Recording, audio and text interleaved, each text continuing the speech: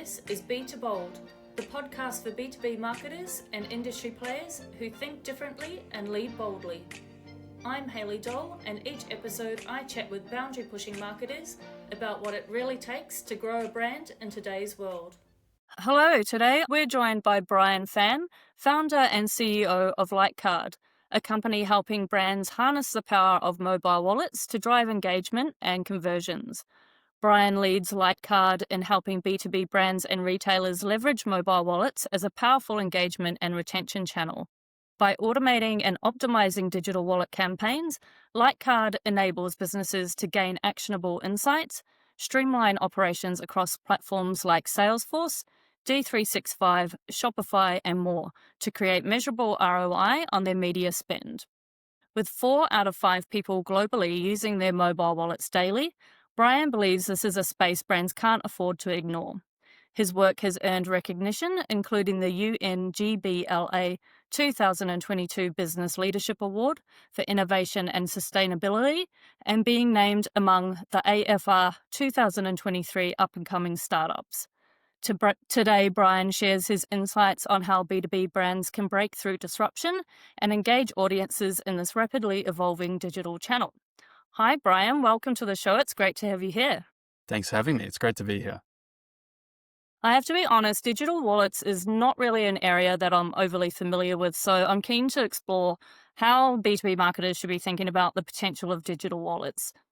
Before we dive into things, can you share your journey from engineering and leadership roles to founding Lightcard and what drew you to explore how digital wallets are changing engagement? Yeah, for sure. So I came from a engineering background and moved into consulting. And what that entailed was a lot of Salesforce, Shopify, MailChimp, even SAP and Oracle system upgrades, as well as migrations. And just as a consumer, I was thinking to myself, how are we going to look at this industry in 10 years from now or 5 years from now? And how are we going to interact with an app, with an email, with an SMS, or even a social media advertisement? And then came COVID and everyone was using Apple and Google Wallet for bank cards and boarding passes. So I thought it was an amazing opportunity to explore this space and see what else it could be used for. And from there, we made the bet a number of years ago when starting this business that brands and retailers or sort of, most people that are investing heavily into marketing moving forward will test this space, because how many apps do you have to download? How many emails do you have? How many SMSs do you have? And how do you break through the noise? So that was the journey, like from a really high level. Yeah, great. Yeah, it looks like you've recognized the challenge in the market and, you've kind of quickly positioned yourselves to address that challenge. So it's really great. Is the B2B space something you are looking to expand further into? And how do you see digital wallets reshaping the way B2B brands connect, engage, and retain customers? Yeah, so B2B is a place that we do currently play in as well. So we work with really successful B2B loyalty programs already and CRM ecosystems such as Lawrence and Hanson, which is Sparky Plus. Sparky Plus is a nationally renowned loyalty program with over 14,000 sort of Sparkies within the ecosystem and growing. And it's part of a larger sort of global conglomerate as well. And they experience the same things that most retailers and brands do as well. So they have physical stores, and it's about, being engaging and rewarding a customer, but also like right time, right place. So the common theme that we saw with them, as well as like our other customers, is like, I'm going to send out another email and I'm wondering who's going to read it and then how I can actually take a sale from it. And it's just, will it just be continuous emails for the next few years? And so what we did was we extended the, loyalty program into the mobile wallet, and they were able to send push notifications and let people know how many offers or rewards as well as loyalty points they had without going into an email or an online portal or downloading an app or anything like that. So it was a quick win, and so far so good. Yeah, it's super interesting. So for B2B, do you see it as being more of an engagement play, or are there revenue opportunities there as well? I definitely think there's a lot of revenue opportunities. It does come down to what are you trying to achieve as a business? And so what we see now is that like brands, retailers, even from a B2B perspective, you're spending a fair amount to promote certain activity throughout the year, but you're using traditional channels that everyone else is using. And so by using a new channel, what you're able to do is, further engage a customer in a way that is respectful because like I trust the mobile wallet. It's like, do I really trust this SMS? It might say it's from a telco company, but like, is it really? And an email is like, I've never subscribed to this, and I swear I've unsubscribed to this already. But with a mobile wallet, it's like I get a push notification from a retailer or a B2B program, and it's like, oh well, I trust this. I've accepted it into my mobile wallet as well. So, being able to increase that touch point has led to an additional like increase in sales as well. So definitely like a huge revenue opportunity for sure. Yeah, definitely. That's an interesting point you make about the trust factor because, yeah, you're right. There's so many digital channels and we're getting kind of outreach from so many, different areas and people that we don't know. But that digital wallet area or environment does bring with it a much higher level of trust. So, with so much competition for attention in digital channels, like you just mentioned, how can brands cut through the clutter and make wallets a meaningful touch point? I don't know if you maybe have some real world examples you can add in there as well. Yeah, for sure. So the way our marketing platform works is we enable brands and retailers to provide offers as well as a loyalty card inside the mobile wallet, like a membership card. And what a lot of users have expressed that they really want to do is go, okay, well, I've got my loyalty membership, but I don't really know what I get after I sign up. And so if I really like this brand or the retailer, maybe I want to understand when they do their first markdowns and their second markdowns, and be really front of mind, because the moment you read your email, it's probably too late. Like all your favorite things are sold out. But also from a end user perspective, what you can do is get push notifications by location as well. So if you don't know that maybe you've got this store near your workplace or a pharmacy, and then you get a real nudge going, hey, Haley, your offer's about to expire, 48 hours left, and you've got a store near you, come in store and purchase. So I think those handy reminders have really been what a lot of brands are after, because if you've engaged in the email to download something into your mobile wallet, you've already got a high intent to purchase. And so if you think about it from like a marketing perspective, what I'm doing is I'm converting a lot of these prospects. I'm creating regular buying habits with people who are light buy customers or just haven't purchased before. So yeah. Yeah, exactly. I love that it's a lot more immediate, like you said as well. It's not ignored by the end user. They're seeing it pop up straight away, and they're much more likely to respond more immediately within that environment too. So a really good way to get cut through. So we're seeing AI and new search paradigms changing how people discover brands. How do mobile wallets fit into these changing customer journeys? Hmm.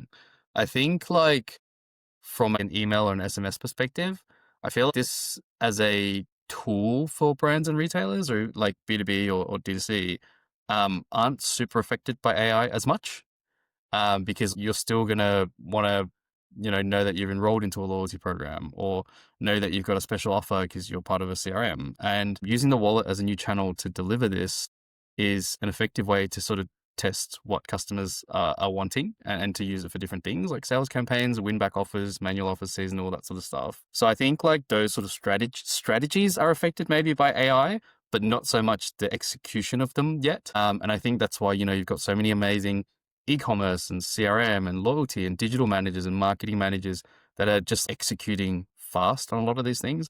And AI as a tool is just speeding that execution up, not so much augmenting the customer experience or the actual products. Yeah, absolutely. So digital disruption has created both opportunities and challenges for B2B marketers.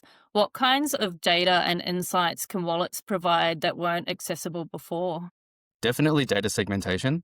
So how do I know if this email or SMS has worked for me before? Like I might open up hey, come into this store and get 10 or 20% off because we're running a Father's Day deal or end of financial year or Black Friday, Cyber Monday. But it's like, how can I attribute that they've seen this SMS or email and come in store and purchased?